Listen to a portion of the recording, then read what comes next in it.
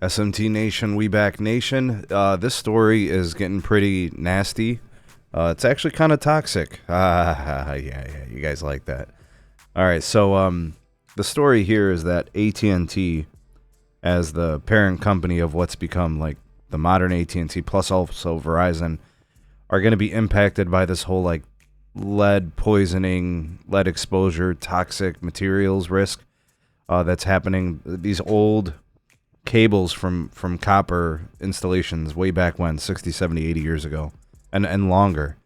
You know, these cables are eventually, you know, they're meeting their doomsday. And of course, the lead sheathing that's on the outside of these copper cables that was used for, you know, covering the cables, it's a risk. And any type of lead risk factor has to be addressed for the safety of people.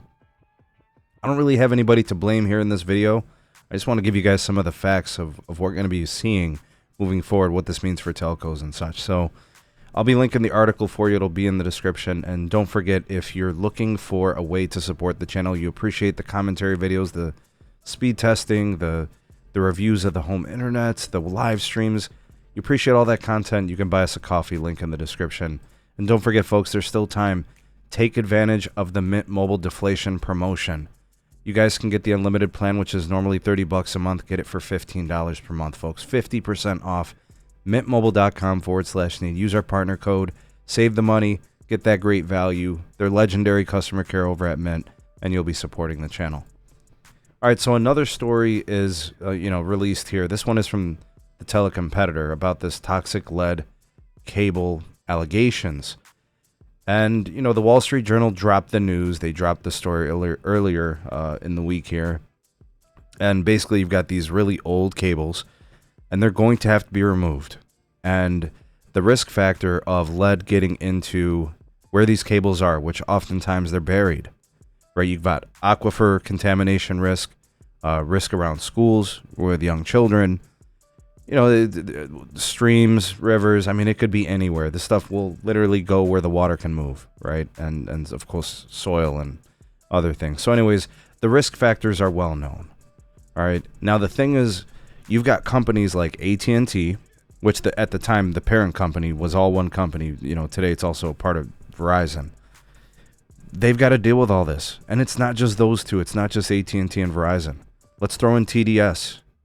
Right, let's throw in Frontier, right? Any company that has old legacy cables, you know, that they inherited or built out many, many years ago. All right, now all this was triggered by a lawsuit in California that AT&T had to offer remediation, removal, and repairs and replacements of lead cables that were, you know, underwater. But this is going to be an issue moving forward, and the reason why is because AT&T is going to have to pay money to fix the issues. Verizon is going to have to pay money to tend to these problems, right? So, and of course, this is going to be a lot of labor. And by the way, folks, let's be honest here. They can't just stop what they're doing. You know, Verizon technicians, engineers, whomever, AT&T technicians, engineers, they can't just stop building, you know, the 5G networks they're working on. They can't just stop their fiber expansions, the fiber to the premises, you know, the fiber to business, the agency accounts that they have to tend to and build their private networks. Like, all this is not going to stop. You've got macro networks getting upgraded, small cell deployments, wireline, enterprise, all this stuff going on. You can't just put all that on hold and then start dealing with this. But they are going to do this. And of course, you know, I talk to my people that I know that work in wireline industry.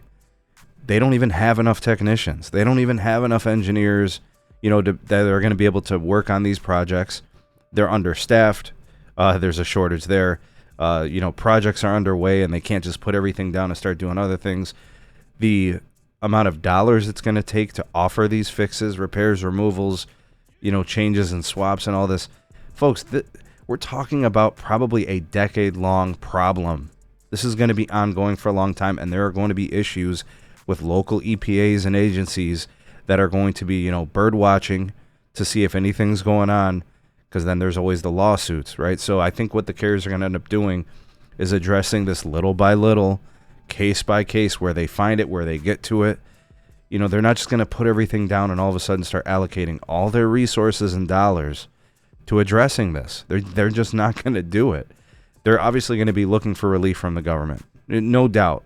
The Verizons of the world, the AT&Ts of the world, they're going to reach out and say, hey, you guys want us to fix this issue?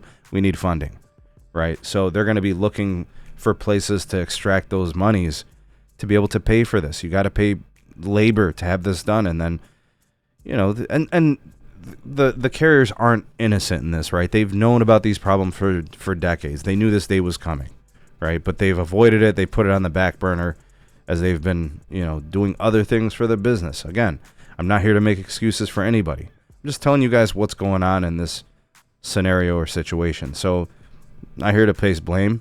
I know that the carriers were monetizing this every day and every step of the way, right? So at the end of all this, they're the ones culpable and responsible for addressing the issue.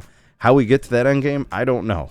I know that there are some environmental policies that do involve generating revenues for, like the Toxic Substances Control Act and all these other policies. I just don't know how that falls into place, because the carriers are going to be looking for a government stimulus to help them finance this. We'll see how long it takes. The people I've reached out to indicated that this could be a decade-long process. They don't even have the manpower to do this. It's going to take a long time. All right, what do you guys think of all this? What's your take? Let's go ahead and hashtag AT&T and hashtag Verizon. Hashtag lead, I guess, would be another way to do it. Can't play around with this stuff. It's a neurotoxin, so it's a real issue. This is going to be a slippery slope, folks. Stay tuned for more updates as this story kind of evolves and takes its twists and turns. But comment down below. You all the voice of the people. The SMT Nation. Let your voice be heard.